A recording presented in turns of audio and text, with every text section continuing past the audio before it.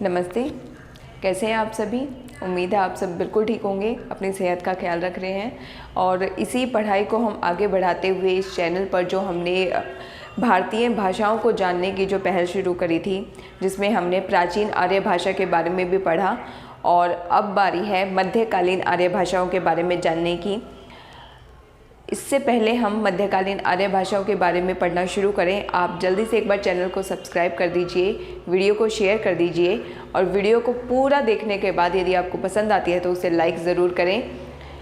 आइए हम शुरू करते हैं मध्यकालीन आर्य भाषाओं के बारे में।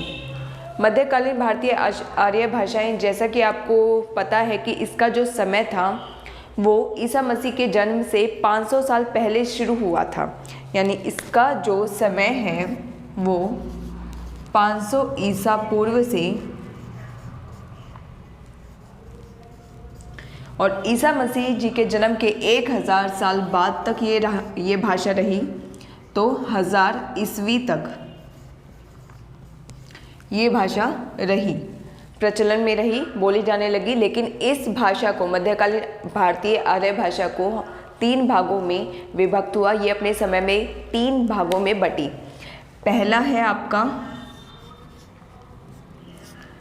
पाली। पाली भाषा आपकी 500 ईसा पूर्व से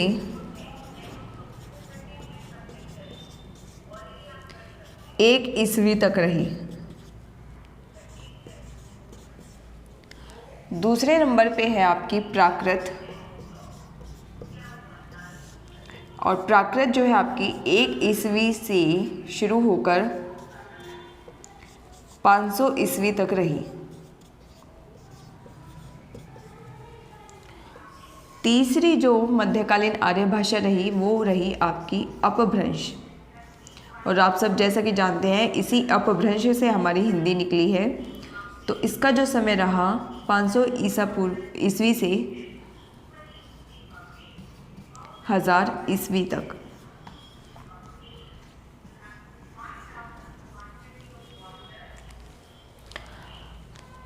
मध्यकालीन भारतीय आर्य भाषाएं 3 भागों में बटी, पाली, प्राकृत और अपभ्रंश।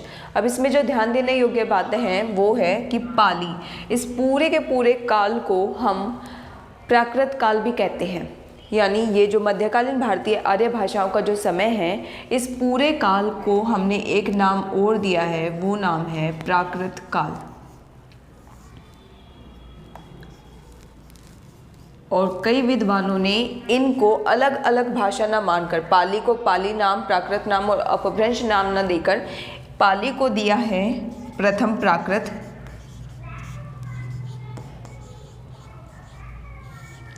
प्राकृत भाषा को दिया है द्वितीय प्राकृत नाम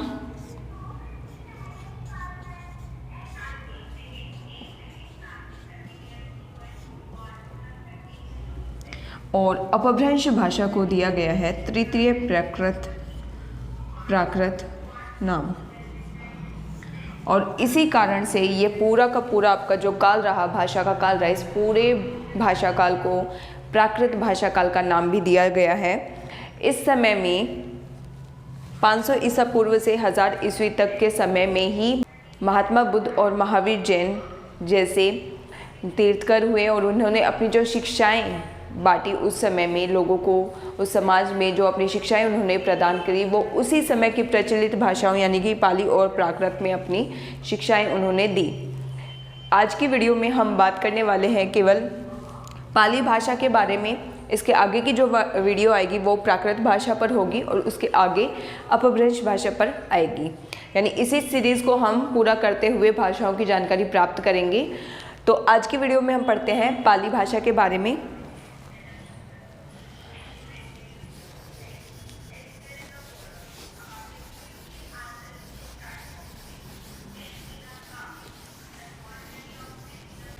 तो आइए पढ़ते हैं हम पाली भाषा के बारे में। पाली भाषा के बारे में जैसा कि आपने इसका देखा कि इसका एक नाम प्रथम प्राकृत भी है। तो सबसे पहले हम पाली भाषा के नामों के बारे में ही जानते हैं। तो देखिए, आइए हम बात करते हैं पाली भाषा के बारे में। पाली भाषा जिसका समय रहा 500 ईसा पूर्व से 1 ईसा पूर्व तक आप जानते हैं, और इसको विद्वानों ने नाम दिया प्रथम प्राकृत। लेकिन इसके अन्य भी नाम दिए गए हैं, वो नाम कौन कौन से हैं वो भी देख लेते हैं। तो बौद्ध धर्म के जो अनुयायी हैं, क्योंकि जो बुद्ध हैं, महात्मा बुद्ध, उन्होंने जो अपने संदेश दिए हैं, अपनी जो शिक्षाएं दी हैं, वो पाली भाषा में ही दी हैं। तो बुद्ध धर्म के जितने भी अनुयायी हैं उन सभी ने इस पाली भाषा को नाम दिया है मागधी प्राकृत। ठीक है, आगे जो गियर्सन हमारे प्रसिद्ध साहित्यकार रहे हैं और इन्होंने जो नाम दिया है पाली भाषा को, उन्होंने दिया है मगध की भाषा। इन्होंने इसे मगध की भाषा बोला है क्योंकि ये मगध देश के आसपास बोली जाती थी ज़्यादातर, इसलिए इसको मागधी प्राकृत या मगध देश की भाषा कहा जाना आम बात थी। आगे जो सिंघल के लोग हैं उन लोगों ने इसे मागधी नाम दिया है, और जो पाली भाषा है वो भारत की प्रथम देश भाषा है। इस चीज़ का ध्यान रखें, जो पाली भाषा है मध्यकालीन आर्य भाषा, पाली भाषा, ये हमारी भारत देश की प्रथम देश भाषा है। और इसमें से जितने भी ये क्वेश्चंस मैंने आपको बताए हैं नाम, कि इसको प्रथम प्राकृत कहा जाता है या इसका जो समय लगा लो आप, या मागधी प्राकृत किसने कहा है, मगध की भाषा, सिंघल के लोगों ने इसे क्या नाम दिया है, और प्रथम देश भाषा कौन सी भाषा है, ये सारे के सारे क्वेश्चंस एग्ज़ाम में आ चुके हैं, पूछे जा चुके हैं। इसलिए इसकी हर लाइन, हर शब्द इम्पॉर्टेंट है। अगर आपको वीडियो में कोई भी डाउट आता है, कुछ भी समझने में प्रॉब्लम होती है, तो आप कमेंट सेक्शन में ज़रूर लिखें। अगली वीडियो में उसका आंसर बताने की कोशिश की जाएगी। तो इस चीज़ को ध्यान से देखिए, हर एक शब्द इसका इम्पोर्टेंट है क्योंकि हर शब्द, हर क्वेश्चन आ चुका है एग्ज़ाम में। इसके आगे हम देखते हैं पाली भाषा के बारे में। ये तो हो गए इसके नाम जो एक्स्ट्रा थे, अब इसके बारे में और हम जानते हैं। देखिए, पाली भाषा के बारे में और जानते हैं। पाली शब्द का जो अर्थ बनता है, पाली शब्द का अर्थ है बुद्ध वचन।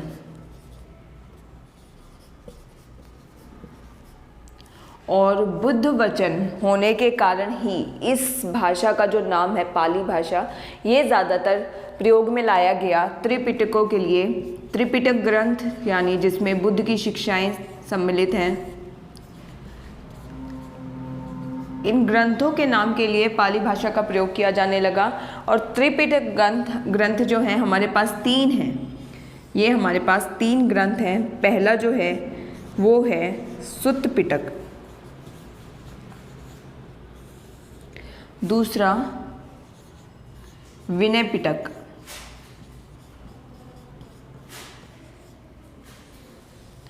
और तीसरा है अभिधम्म पिटक।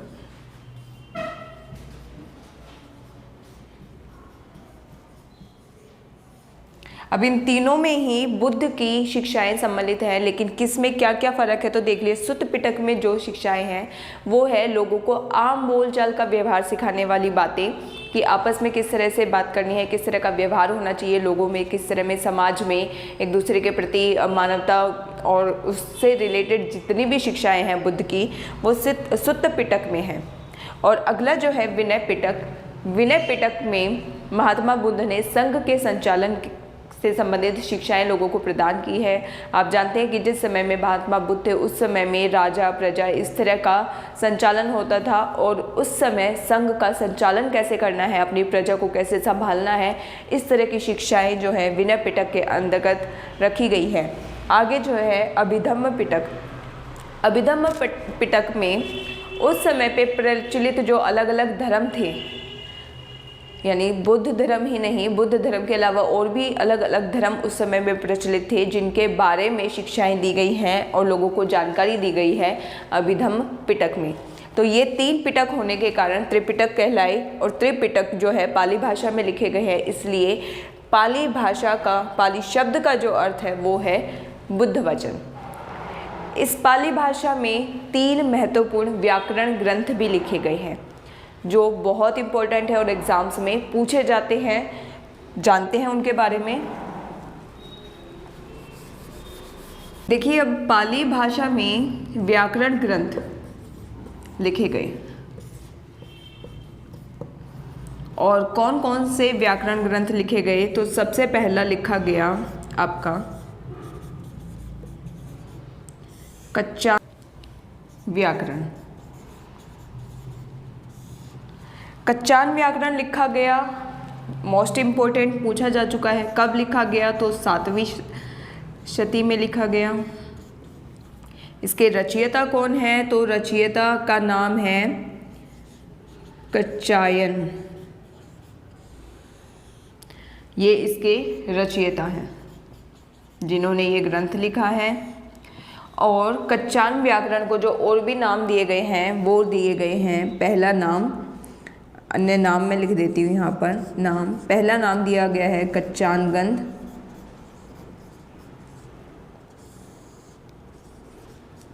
और दूसरा नाम दिया गया है सुसंधिकक।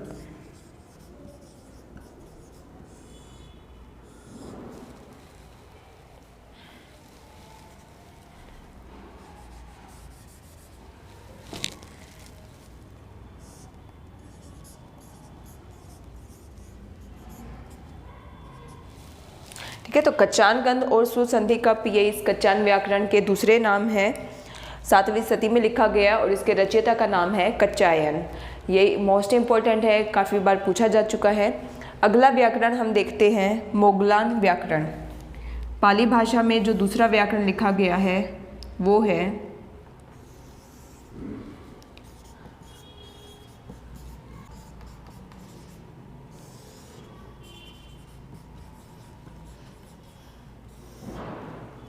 मोगलान व्याकरण। देखिए, मोगलान व्याकरण के रचयिता जो हैं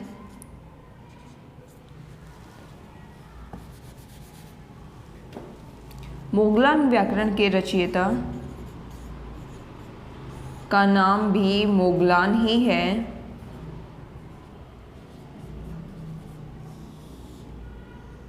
समय इसका दिया नहीं गया है और मोगलान ने इस व्याकरण के अंदर वृत्ति और पंचिका के बारे में लिखा है। वृत्ति और पंचिका के बारे में लिखा है। पाली भाषा में लिखा गया है। इतना आपको ध्यान रखना है कि इस व्याकरण को पाली भाषा में लिखा गया है और इसके रचयिता का नाम क्या है? तो मोगलान रचयिता का नाम है। तीसरा जो व्याकरण ग्रंथ है मैं यहाँ पर लिख देती हूँ। तीसरा जो व्याकरण सदनीति व्याकरण।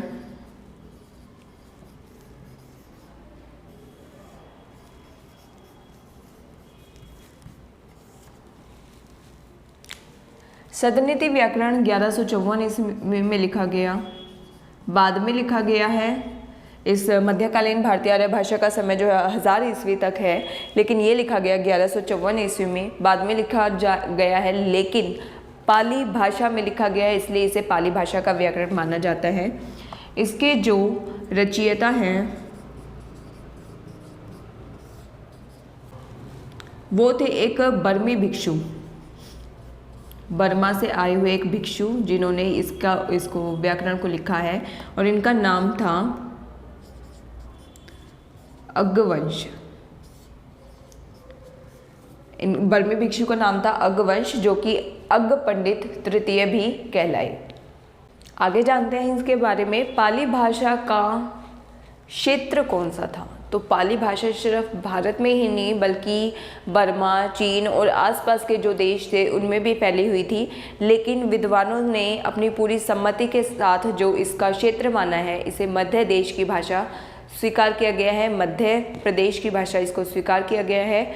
साथ में पाली के अंतर्गत, पाली जिसे प्रथम प्राकृत कहते हैं, इसी के अंतर्गत अभिलेखी प्राकृत और शिलालेखी प्राकृत भी आते हैं।